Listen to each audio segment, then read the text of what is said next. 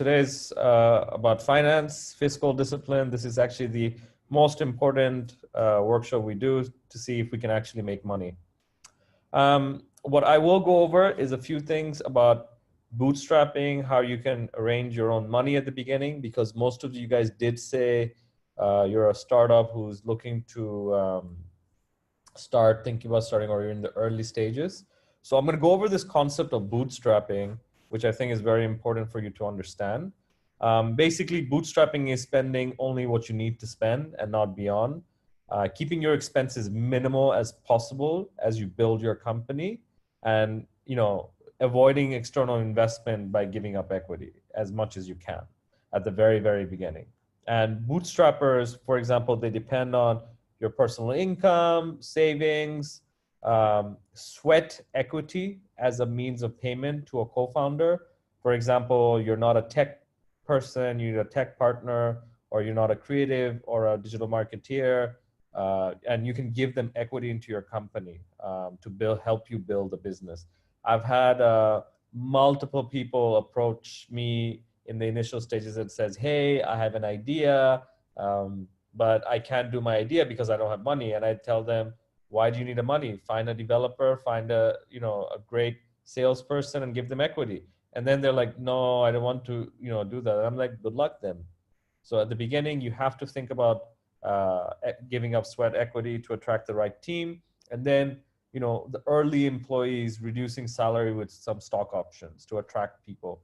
You might have to hire more engineers. Now, in Bangladesh, this is a bit more difficult. It's a bit more tricky with legal structures, but can you do it? Yes, there are ways to do it, but we can talk about that later if someone has a specific question. So why bootstrap? It reduces the burden of cash out and dilution from investment raise.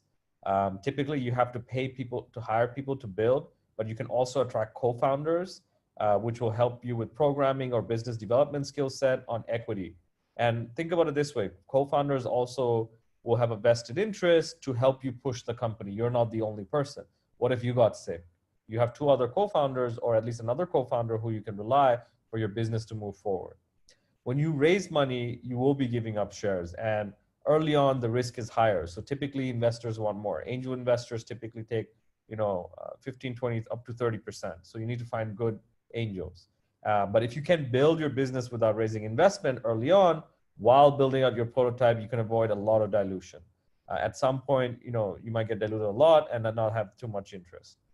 Too many entrepreneurs also waste time seeking venture capital. When you're starting up, do not go seek venture capital. You're not even ready for it.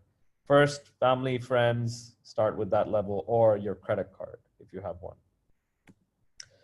What are some of the methods? What you can do? I'm giving you an example. There are grants by the government institutions in Bangladesh that have it.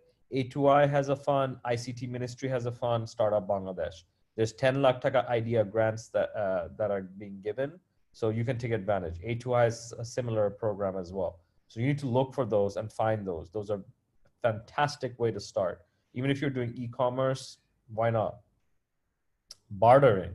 If you have a skill on a personal level, you can partner with another freelancer and say, or a business, and say, hey, why don't you do this for me? I'll do this something for you.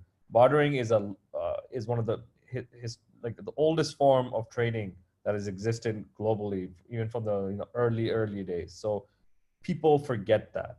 That's an excellent tool, especially now in a gig economy. You can do that and enhance and help each other. Co-create value. Working at co-working spaces or shared office. Don't take an office space if you don't need to. Someone was telling me, Baldwin was telling me that he has a warehouse space area that he'd like to share with someone in Gulshan 1 so he can offset. Talk to him. If you're looking for a warehouse space too, you guys can share it. Or if someone wants an office, shared space is a good way to go. Co-working spaces. So you don't have to spend so much money. There are plenty of free tools available and programs where you can also get limited time servers for free. AWS has it, Microsoft has it. Take advantage of them. Even like there was a Facebook Start program as well. Take advantage, please. I'm requesting, don't, just say, oh, I don't have money. Look at all the free stuff that's available. do your research, find it. And another way to do is get initial customer bookings through crowdsourcing. Obviously, we don't have Kickstarter and all of that, but at least you can say, hey, look, if you have a fantastic product, you can, ask customers, be like, look, be the first person to try. The price is this. You might get 10 or 15 people that, who takes the risk and plunge with you. So obviously you can do that with your friends and family or known people. Sometimes you can do it with public, but you need to have that type of selling skill.